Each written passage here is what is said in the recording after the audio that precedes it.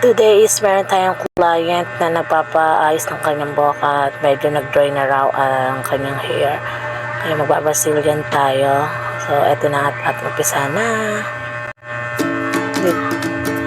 Dito ay na-shampooan na ko na siya ng twice at blower naman ang ating isusunod. Medyo binilisan ko lang dyan at alam niyo naman, kailangan medyo mahaba-haba kasi ang ating video kaya medyo binilisan ko na po ang ating pag-record dyan.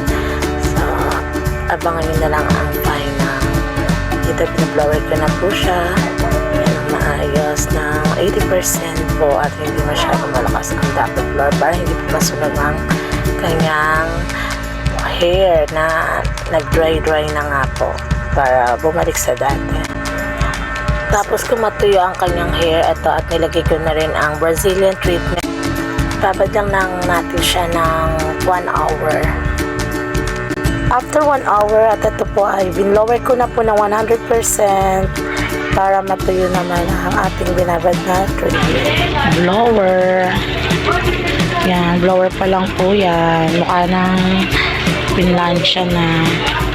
Pasensya na po sa ating cam at medyo malabo.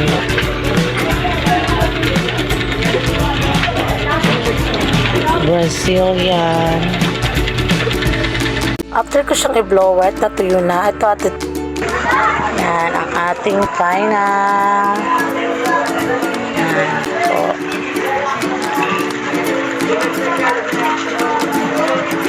Napaka-shiny na po niya.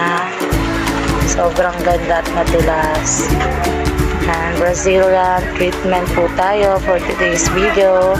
Thank you sa aking kumaring maganda. God bless you.